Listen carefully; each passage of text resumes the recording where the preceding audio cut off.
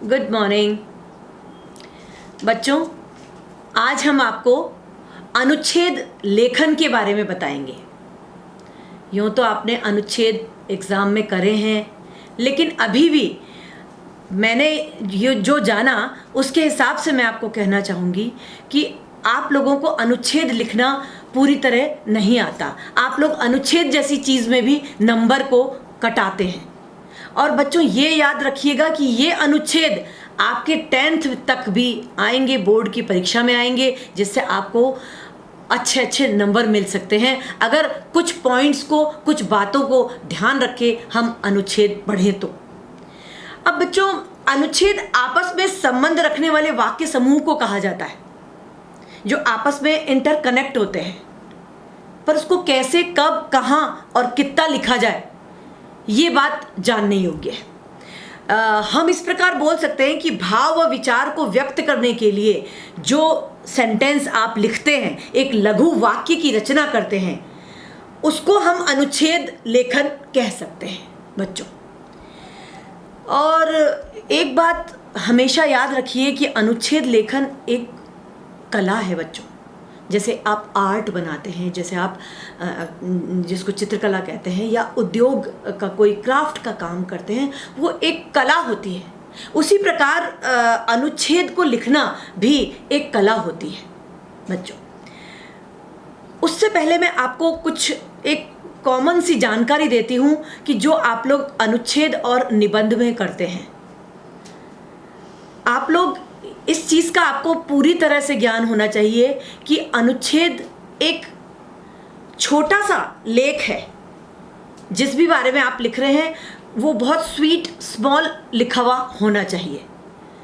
हमारे उसमें लेखन में लिखने के लिए, उसके लिए हमको शब्दों की जो आवश्यकता होती है वो बहुत सरल और सुबोध भाषा में लिखे हुए होने चाहिए। हम निबंध लिखते हैं, उसमें हमारे पास शब्दों की कोई सीमा नहीं होती है। आप कितनी भी सीमा अपनी पार करके निबंध को वृहद यानी बढ़ा सकते हैं, उसका विस्तार कर सकते हैं। पर यहाँ अनुच्छेद में आपको बहुत सी बातें ध्यान में रखनी होंगी। तो चलिए सबसे पहले हम ये देखते हैं कि अनुच्छेद में कौन सी ऐसी सावधानियां हैं जिन्हें हमें ध्यान रखना है। तो चलिए बच्चों देखते हैं अनुच्छेद लेखन में क्या बातें ऐसी हैं जिनको आपको जानना जरूरी है, जिनके प्रति आपको सावधान रहना है। देखिए यहाँ हमने पहले से ही आपके लिए लिख के रखा है कि अनुच्छेद लेखन करते समय की जाने वाली सावधानियां, आपको क्या क्या सावधानी रखनी पड़ेगी। बच्चों इन बिंदुओं को यदि आप ध्यान में रख के अनुच्छेद को लिखेंगे तो बखूबी आप बहुत अच्छा अनुच्छेद निर्माण कर पाएंगे और आपको आगामी परीक्षाओं में अच्छे नंबर आएंगे और आप अव्वल रहेंगे। तो मेरा यही प्रयास है कि आपको समझाऊं कि अनुच्छेद लेखन में आप क्या त्रुटियां करती हैं, क्या कमियां रह जाती हैं और क्या ज़्यादा कर देते हैं और किस चीज़ पे आप ध्यान नहीं देते। वो सारे ये बिंदु हैं, ये 12 पॉइंट्स मैंने आप लोगों के लिए बना रखे हैं ताकि आप ज़्यादा से ज़्यादा अनुच्छेद लेखन को समझ सकें। तो चलिए पहला बिंदु है हमारा सर्वप्रथम शब्द सीमा का ध्यान रखना। इसका मतलब क्या है? सबसे पहले बच्चों आपके पास जब हाथ में परीक्षा पत्र आता है यानी पेपर आता है, तो उस पेपर में आपको लिखा गया क्वेश्चन में लिखा होता है इस विषय पर कोई भी XYZ कोई भी विषय हो सकता है कि पर्यावरण पर आपको 60 या 50 शब्दों की सीमा का, शब्द सीमा का अनुच्छेद लिखना है। तो यही बोल रही हूँ मैं कि सर्वप्रथम शब्द सीमा का ध्यान रखें। आप लोग दिमाग में तुरंत उसका खाका बना लीजिए, एक मैप हो जाना चाहिए कि मेरे को 60 शब्द बोले हैं तो मतलब आधा पेज, या आपके दिमाग में आ जाना चाहिए। 100 शब्द यदि लिखने को कहा जाता है, अक्सर 100 शब्द अनुच्छेद के लिए नहीं आते हैं, वो निबंध के लिए आते हैं।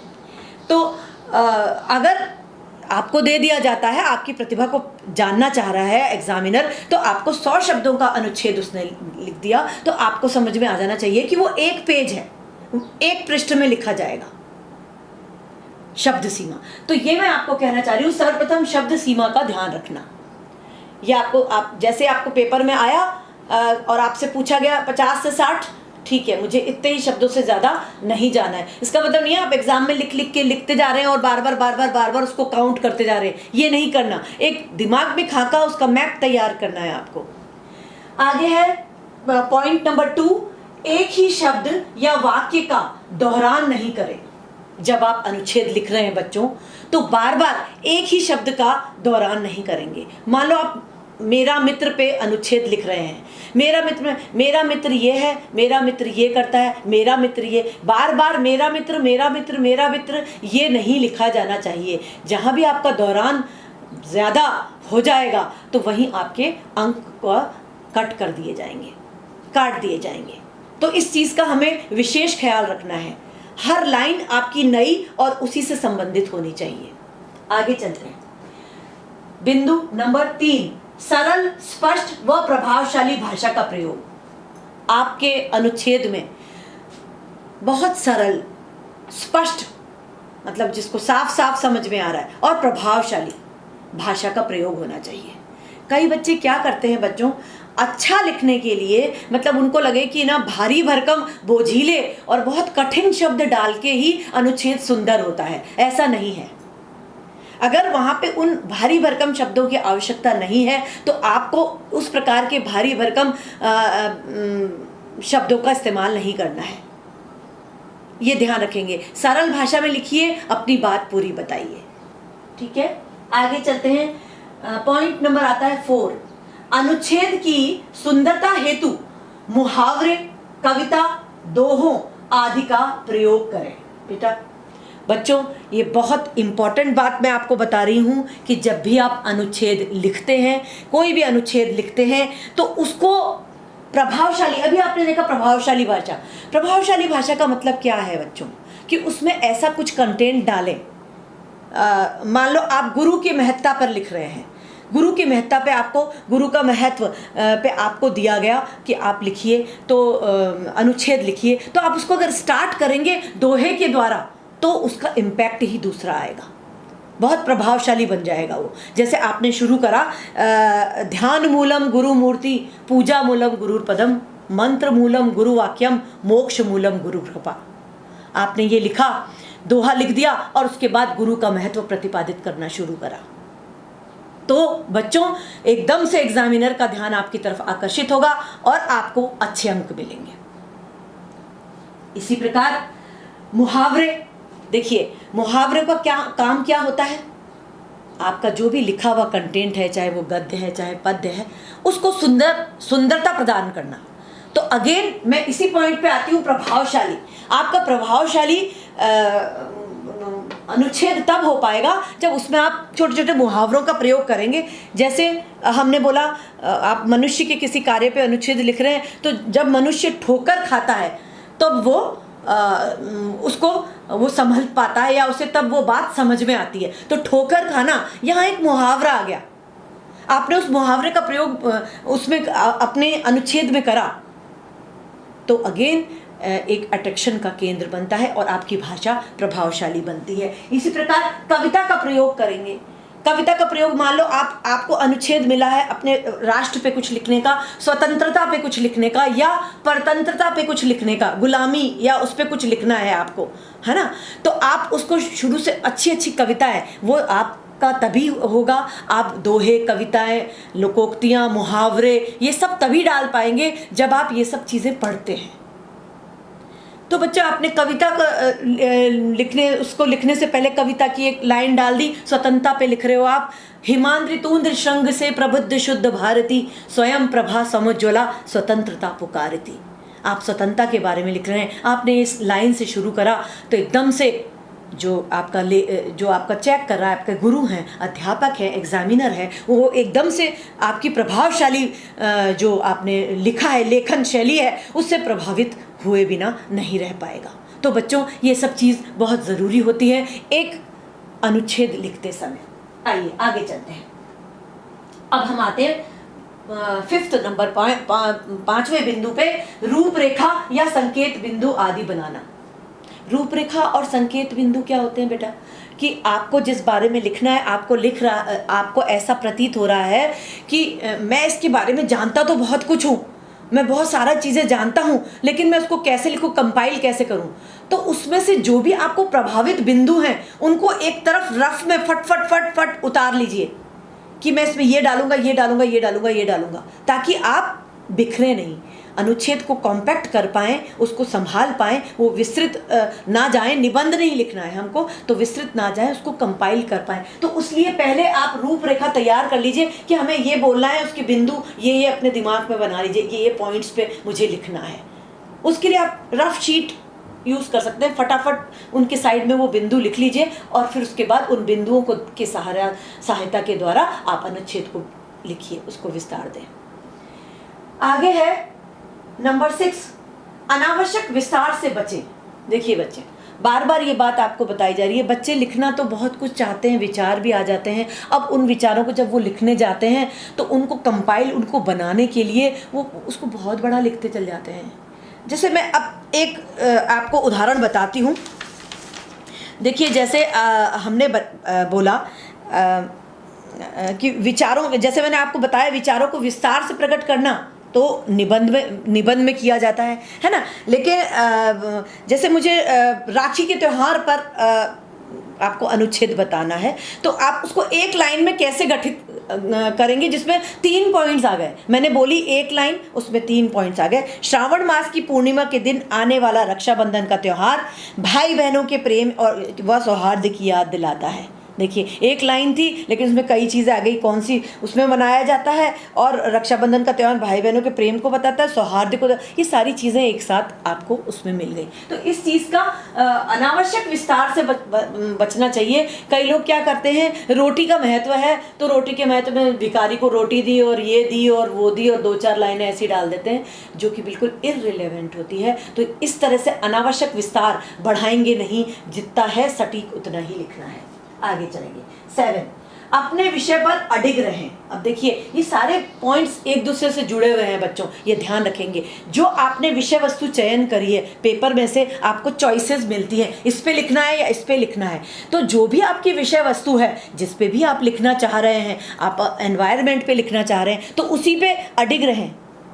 जितने तरह का एनवायरनमेंट, पोल्यूशन जितने टाइप के होते हैं वो उसमें आप डाल रहे हैं, पर उसको विस्तार नहीं करना है, उसमें अडिग रहें कि मेरे को पोल्यूशन के अलावा कुछ और नहीं, कहीं और नहीं पहुंचना है। ठीक है, ये बात ध्यान रहेंगे, यानी अपने विषय पर पूरा अडिग रहेंगे। 8.8वां है, गागर में सागर भरें। बेटा अनुच्छेद का सबसे बड़ा नियम होता है ये, क्या, बिल्कुल गागर मतलब होती है एक छोटी सी मटकी, उसमें पूरे सागर को भर दें। कैसे पॉसिबल होगा? आपके अनुच्छेद राइटिंग द्वारा। सागर भरना है हमको, एक छोटी सी लुटिया में, पानी में पूरा का पूरा सागर कैसे समाहित करोगे?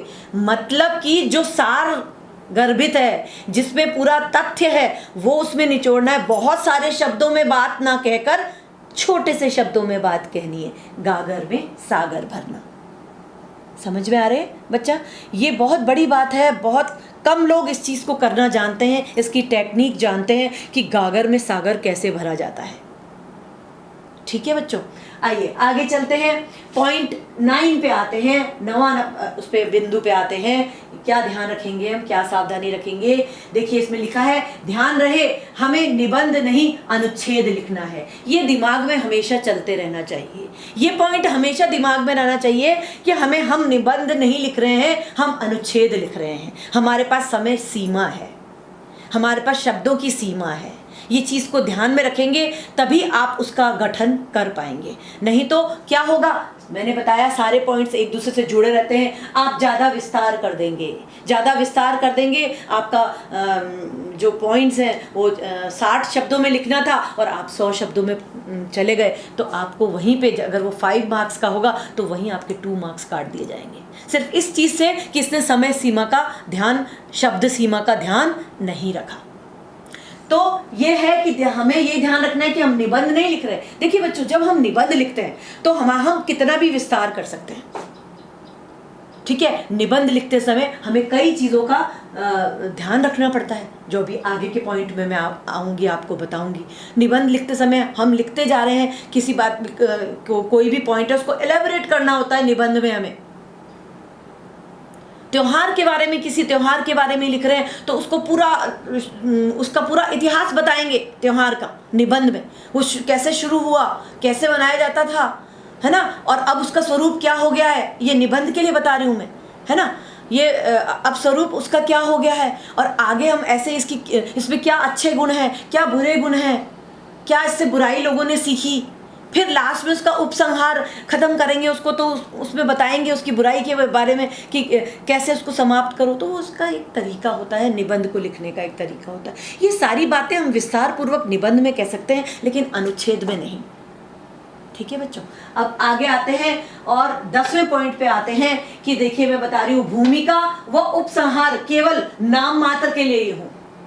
देखिए कोई भी जब हम अनुच्छेद या निबंध लेख करते हैं तो उसमें हमको भूमिका बांधनी पड़ती है, उसमें हमको लास्ट का एंड कैसे करें, उपसंहार कैसे लिखें, ये निबंध के पॉइंट होते हैं बेटा, अनुच्छेद के नहीं होते। किंतु क्या ध्यान रखना है कि भूमिका और उपसंहार होगा तो अनुच्छेद में भी, किंतु कैसे होगा, नाम मात्र को थोड़ा सा। आप राखी के बारे में लिख रहे हैं तो उसका इतिहास नहीं बताएंगे पूरा, हुमायूं ने भेजी थी, वो भी भेजी थी, वो कहानी सब आप निबंध में लिख सकते हैं, लेकिन आप अनुच्छेद में नहीं लिखेंगे इस बात को कि कलावती ने हुमायूं को राखी भेजी, रक्षा सूत्र भेजा और रक्षा करने का चित्तौड़गढ़ की महारानी ने भेजा। ये सब आप बातें लिखेंगे। रक्षाबंधन में अगर अनुच्छेद लिख रहे हैं तो उसमें ये नहीं लिखेंगे, ये भूमिका नहीं बांधेंगे, निबंध में बंधेगी। लेकिन वहीं जब आप निबंध लिखेंगे तो उसमें बांधी जाएगी भूमिका, बताया जाएगा कि कहा जाता है ऐसा हुआ था, ऐसा हुआ था। पुरानी बात से लेकर नई बात को जोड़ा जाएगा और आगे तक जोड़ा जाएगा निबंध में। लेकिन इसमें खाली हम एक भूमिका के तौर पे कि हमने ये बता दिया पौराणिक महत्व है राखी का, सिर्फ इतना लिख दिया अनुच्छेद में, वो काफ़ी है। एक लाइन डाल दी कि राखी का एक्सक्यूज मी पौराणिक महत्व भी है, तो ये आपने उसमें डाल दिया, तो ये आपका अनुच्छेद के लिए काफ़ी है। इसी तरह उपसंहार उसका एंड करना है, तो एंड में आप उसमें तो पूरी भूमिका बांधेंगे, निबंध में तो पूरी की ऐसे ऐसे ये है, ये होता जा रहा है, तो ऐसा नहीं होना चाहिए। अपनी राय वाय सब डालेंगे उपसंहार में उसको ख़त्म करने के लिए। लेकिन यहाँ पे क्या है कि जब आप डालेंगे तो कि अपने किसी भी बारे में आप उपसंहार लिख रहे हैं अनुच्छेद में, तो उसके लिए बिल्कुल ज़रा सा टच करना है उपसंहार को, पूरा नहीं उपसंहार आएगा। ये बात ध्यान रखेंगे आप हर चीज़ में। ठीक है, अब हम 11वें पॉइंट पे आते हैं। प्रश्न पत्र में उसी विषय का चुनाव करें जिसके लिए आपके पास पर्याप्त सामग्री है। आपके हाथ में प्रश्न पत्र है, एग्जाम में जब भी होता है तो आपके हाथ में सामने क्या रखा रहता है, आपका पेपर। तो बच्चों जो प्रश्न पत्र होता है उसमें आप जब टॉपिक चुनेंगे तो एनालिसिस करें फटाफट, इतना टाइम नहीं होता है क्योंकि अपने को छांटना है। क्या आपको मेरी प्रिय अध्यापिका पे लिखना है या आपको पर्यावरण पे लिखना है या मेरी प्रिय साइकिल, मेरी प्रिय वस्तु पे लिखना है, और जिसके बारे में आप अच्छे से आपके दिमाग में कंसेप्ट बिल्कुल क्लियर हो उसी विषय का चयन करें। ये कहना यही चाह रहा है कि जिसके लिए विषय का उसी का चुनाव करें जिसके बाद आपको पर्याप्त सामग्री हो। पर्याप्त सामग्री का मतलब आपके दिमाग में कंटेंट ज़्यादा भरे हुए हो, जिसके बारे में आप ज़्यादा अच्छे से लिख सकते हैं, उसको चुनें। ये नहीं, कई बच्चे ये चीज़ मैं इसलिए बता रही हूँ कि कई बच्चे अनुच्छेद लिखते समय कि मैं अगर ना उसको आता तो पर्यावरण पे बहुत सारा है, लेकिन उसको वहाँ पे दूसरा टॉपिक उसके पास है मेरी प्रिय अध्यापिका, तो उनको लगा कि नहीं मैं तो मेरी प्रिय अध्यापिका पे लिख देती हूँ और या लिख देता हूँ क्योंकि ना मैं उसमें फिर उनकी चापलूसी कर दूंगा और मुझे नंबर मिल जाएंगे। ये नहीं होना चाहिए। आपके पास अगर आपको पर्यावरण पे ज़्यादा है, आपने ईवीएस में भी पढ़ रखा है और जगह भी पढ़ रखा है और पॉइंट्स आपको बिल्कुल दिमाग में क्लियर है, तो आप उस पे लिखिए बच्चों। तो उसका चुनाव सही होना चाहिए। ठीक है बच्चों, आगे चलते हैं। लास्ट पॉइंट है 12 नंबर पे, अनुच्छेद लेखन के समय वाक्यों के मध्य तारतम्य बना रहना चाहिए। बच्चों ये बहुत ज़रूरी है। तारतम्य क्या मतलब होता है? अनुच्छेद लेखन के समय वाक्यों के बीच में तारतम्य, सिंक्रोनाइजेशन जिसको आप इंग्लिश में बोलते हैं, वो सिंक्रोनाइज होने चाहिए। आप लोग लिखते लिखते कभी कभी कोई आधा चीज़ छोड़ देते हैं, आपके विचार आगे चल रहे हैं, हाथ पीछे रह जाते हैं।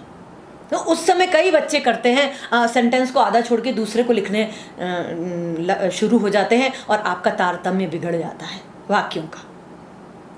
तो बच्चा ये बहुत ज़रूरी चीज़ है कि आप जो भी चीज़, जो वाक्य लिख रहे हैं उसको पूर्ण हो गया है कि नहीं, उसमें सारी चीज़ लग गई, पूर्ण विराम लगाया। अगर मान लो कोई क्वेश्चन ही आपने पुटअप करा है उसमें, तो क्वेश्चन मार्क लगा या नहीं लगा, तो वो सारी चीज़ें ध्यान में रख के, और पूर्ण हो गया एक बार तो उसको पुनः बड़े ध्यान से पूरा आपका लिखा हुआ उसको जरूर पढ़ना चाहिए, एक बार वापस से पढ़ना चाहिए, तब जाके आपका अनुच्छेद पूर्ण होता है बच्चों। कि अब मैंने अनुच्छेद लिख लिया, यहाँ पे मेरा पूर्ण हो गया।